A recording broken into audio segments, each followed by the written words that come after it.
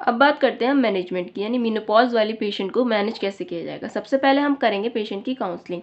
Counselling क्यों करी जाती है? काउंसलिंग इसलिए की जाती है क्योंकि जो मेनोपॉजल वुमेन होती हैं तो उनको क्या लगता है कि उनके अंदर प्रेगनेंसी को लेके या फिर क्या कोई कैंसर को लेके फोबिया डेवलप हो जाता है। उन्हें ऐसा लगता है कि वो प्रेग्नेंट तो नहीं है, या फिर उन्हें लगता है कि कोई कैंसर टाइप की बीमारी तो नहीं हो गई है। तो इसलिए उनकी काउंसलिंग करनी बहुत ज़्यादा ज़रूरी है, क्योंकि एक आप गायनोलॉजिस्ट हैं तो आपकी ड्यूटी होती है कि पेशेंट को आप कन्विंस करें, उसको ज़हनी तौर पे, दिमागी तौर पे सुकून दें, उसको समझाएं कि उसके साथ कुछ प्रॉब्लम नहीं है, सब ठीक है, ठीक है।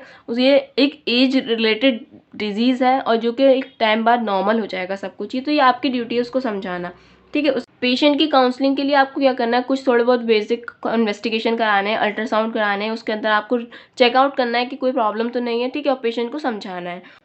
इसके अलावा आपको क्या है, पेशेंट को एक कॉन्ट्रासेप्टिव से रिलेटेड भी एडवाइस देनी है जब तक कि उसका मेनोपॉज होता है स्टैब्लिश ना हो जाए, और एमेनोरिया जो होता है जब तक कि 12 महीने तक लास्ट ना करे, ठीक है। पेशेंट को एडवाइस करना है कि कपिल को जो होता है एडवाइस करना है कि आप उसको इस दौरान उसको क्या करना है, बैरियर मेथड का इस्तेमाल करना है। तब के हार्मोनल पिल अगर वो इस्तेमाल करना चाहती है, कर रही है, तो वो भी उसके लिए सेफ़ नहीं है, या फिर प्रोजेस्ट्रोजन पिल इस्तेमाल करना चाहती है तो वो भी सेफ़ नहीं है, क्योंकि उसकी वजह से क्या होता है, रेगुलर ब्लीडिंग होने लगती है। उसके इसके अलावा आपको पेशेंट को कुछ डाइट से रिलेटेड भी एडवाइस करना है कि पेशेंट को बोलना है आपको कि उसको कैल्शियम लेना है, कम से कम एटलीस्ट 1.5 ग्राम कैल्शियम लेना है उसे, और विटामिन ए लेना है, विटामिन सी लेना है, विटामिन ई लेना है, ठीक है, विटामिन डी लेना है 400 मिलीग्राम कम से कम, ठीक है। उसके बाद आप पेशेंट को देंगे थोड़े बहुत माइल्ड ट्रैंक्विलाइजर। माइल्ड ट्रैंक्विलाइजर इसलिए दी जाते हैं तो कि पेशेंट को जो एंजाइटी हो रही है, स्लीपलेसनेस हो रही है, डिप्रेशन हो रहा है, इससे क्या होता है, उसको थोड़ा बहुत इनसे रिलीव मिल जाता है। उसके बाद पेशेंट को हम देते हैं hormonal replacement therapy. Hormonal replacement therapy देने की कुछ इंडिकेशन है।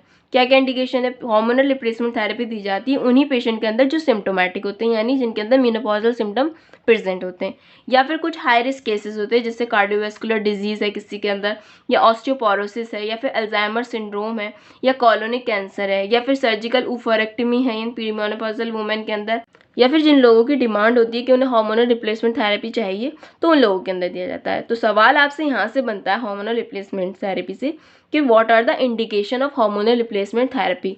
तो हार्मोनल रिप्लेसमेंट थेरेपी की क्या क्या इंडिकेशन है? तो मेनली आपको यहाँ पॉइंट याद करना है, हाई रिस्क केसेस वाले जो है कौन कौन है, कार्डियोवैस्कुलर डिजीज़ है, ऑस्टियोपोरोसिस है, अल्जाइमर सिंड्रोम है, कॉलोनिक कैंसर है। तो अगर आपसे कोई पूछता है कि हार्मोनल रिप्लेसमेंट थेरेपी के क्या क्या इंडिकेशन है, तो आपको ये सारे पॉइंट याद होने चाहिए। इसके अलावा हम बात करते हैं कि किन लोगों के अंदर जो होता है कॉन्ट्राइंडिकेटेड है फॉर एस्ट्रोजन थेरेपी, यानी कौन से पेशेंट ऐसे हैं जिनके अंदर हम एस्ट्रोजन थेरेपी नहीं देंगे।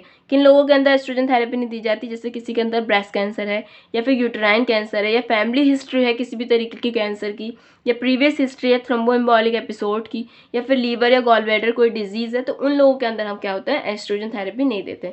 सवाल आपसे यहाँ से बनता है कॉन्ट्राइंडिकेशन से कि किन लोगों के अंदर एस्ट्रोजन थेरेपी नहीं दी जाती। तो आपको ये सारे पॉइंट याद होने चाहिए। ये सवाल बहुत बार आ चुका है आपके एंट्रेंस के अंदर कि what are the contraindication of estrogen therapy, या फिर इनमें से कौन सी कंडीशन ऐसी है जिसके अंदर हम एस्ट्रोजन थेरेपी नहीं देते। तो आपको ये 5 पॉइंट याद होने चाहिए: breast cancer, uterine cancer, family history of cancer, previous history of thromboembolic episode, या फिर लीवर या गॉल ब्लैडर कोई डिजीज़ है।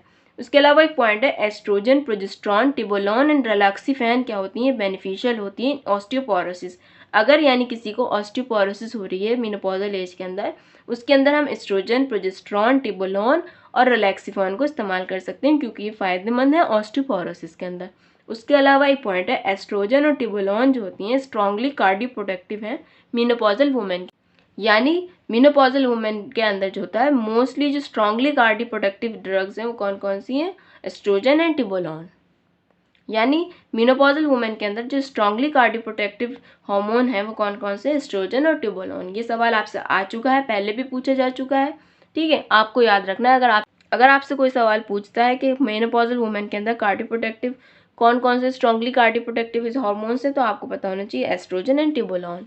अगर आपसे सवाल पूछा जाए कि administration of oestrogen in a menopausal women increases, तो आपका जवाब होगा बोन मास। यानी एस्ट्रोजन का जब एडमिनिस्ट्रेशन करते हैं मेनोपॉजल वुमेन के अंदर तो उससे क्या होता है, हमारा बोन मास जो होता है बढ़ जाता है।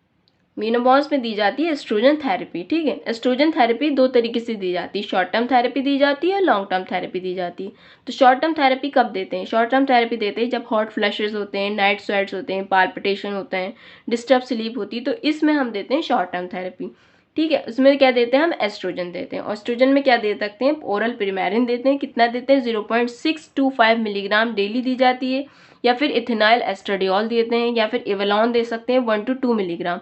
उसके अलावा हम देते हैं प्रोजेस्ट्रॉन। प्रोजेस्ट्रॉन में क्या देते हैं, ड्यूपास्ट्रॉन दे सकते हैं या मेट्रॉक्सी प्रोजेस्ट्रॉन देते हैं। कितना दिया जाता है, 10 मिलीग्राम डेली दिया जाता है, फॉर 10 to 12 डेज दिया जाता है हर मंथ।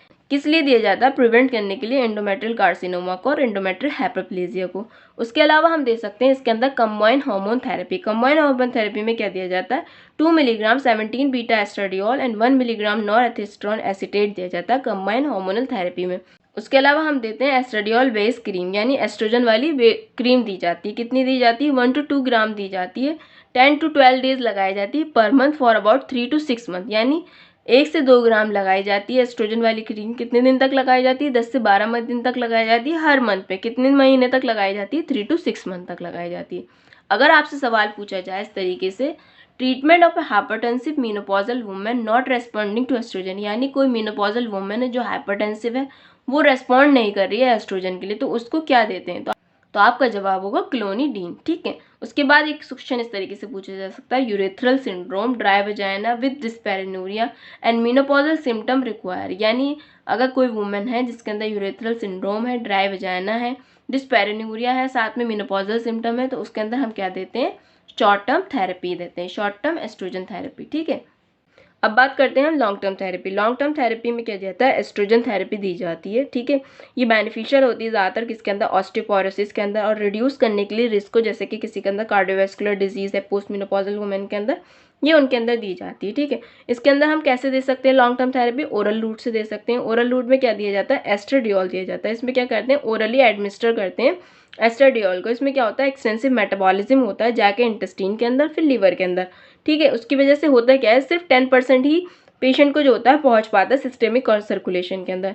अब जब 10% ही पहुंच पा रहा है, तो इसकी वजह से हमें क्या करना पड़ता है, ज़्यादा डोज में देना पड़ता है ताकि सिस्टेमिक सर्कुलेशन में हमारे ज़्यादा पहुंचे। तो इसकी वजह से जो इसका मेटाबॉलिज्म हो रहा है लीवर में और गट में, तो ये कहलाता है इसका फर्स्ट पास कहलाता है इफेक्ट। तो अगर आपसे सवाल पूछा जाए कि फर्स्ट पास इफेक्ट किस में देखने को मिलता है, तो आपका जवाब होगा फर्स्ट पास इफेक्ट देखने को मिलता है लॉन्ग टर्म थेरेपी में, ओरल रूट से जब देते हैं। उसके अलावा हम लॉन्ग टर्म थेरेपी को दे सकते हैं ट्रांसडर्मल पैच। ट्रांसडर्मल पैच का मतलब क्या है, ट्रांसडर्मल पैच में हम इसमें देते हैं एस्ट्रोडर्म पैच लगाए जाते हैं। कितना होता है उसके अंदर, 3 to 4 माइक्रोग्राम एस्ट्रोडियोल होता है, जो कि रिलीज करता है 50 माइक्रोग्राम पर डे।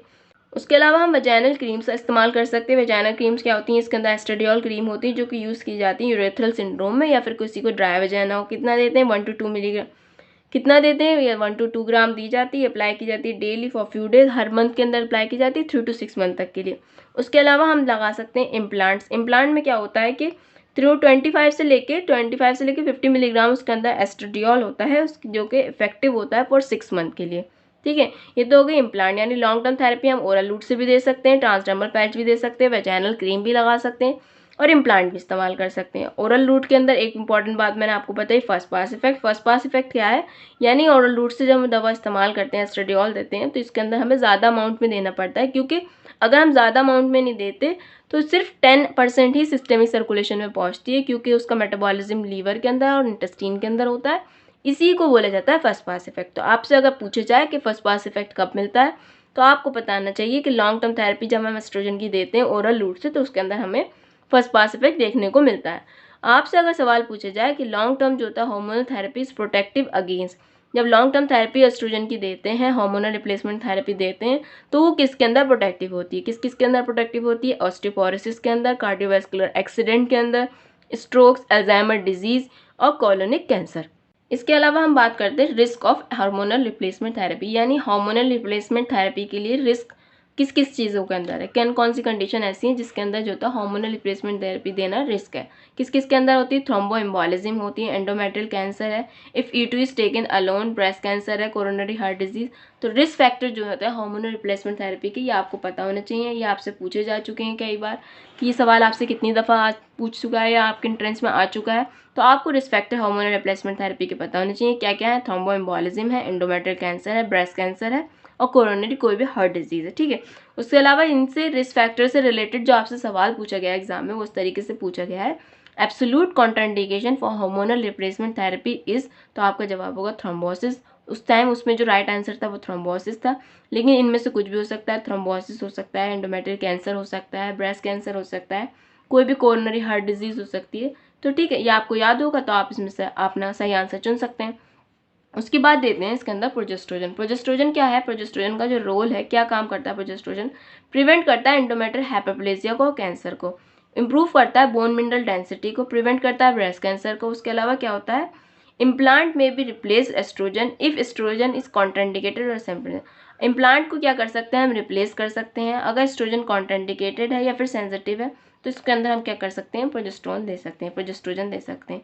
कितना दिया जा सकता है? क्या क्या देते हैं इसके अंदर? पेरिमोल देते हैं, एंड कितना देते हैं? 2.5 मिलीग्राम दिया जाता है। या फिर देते हैं इसके अंदर मेट्रॉक्सी प्रोजेस्ट्रॉन देते हैं, या फिर ड्यूपेस्टॉन देते हैं। कितना देते हैं? 10 मिलीग्राम दिए जाते हैं। ये दोनों ही दिए जाते हैं, 10 to 12 डेज के लिए जाते हैं। या फिर प्रोजेस्ट्रोजन के भी इम्प्लांट्स आते हैं, वो इस्तेमाल कर सकते हैं हम। या फिर आप इस्तेमाल कर सकते हैं मेरिना IUCD, जिसमें क्या होता है? Levonorgestrel is inserted for 5 year in hormonal replacement therapy program के अंदर। मेरिना IUCD क्या होती है? उसके अंदर लेवोनोजेस्ट्रल होता है। वो कितने साल के लिए काम करती है? 5 साल के लिए काम करती है। ठीक है, उसके अलावा और क्या क्या इस्तेमाल कर सकते हैं हम? टिबोलॉन इस्तेमाल कर सकते हैं, रिलॉक्सिफेन इस्तेमाल करते हैं, सोया इस्तेमाल करते हैं, बिसफॉस्फोनेट इस्तेमाल कर सकते हैं। सो आज की वीडियो में हमने डिस्कस किया कि what are the investigation that we do in the menopausal women के अंदर, और how do we manage menopause. So guys, this is all about today's video and I hope you like the video. If you like, please hit like button and share with your friend. If you have any query, just feel free to comment below in the comment section. फिर मिलते हैं आपसे next video के अंदर, जब तक के लिए bye bye, thank you so much.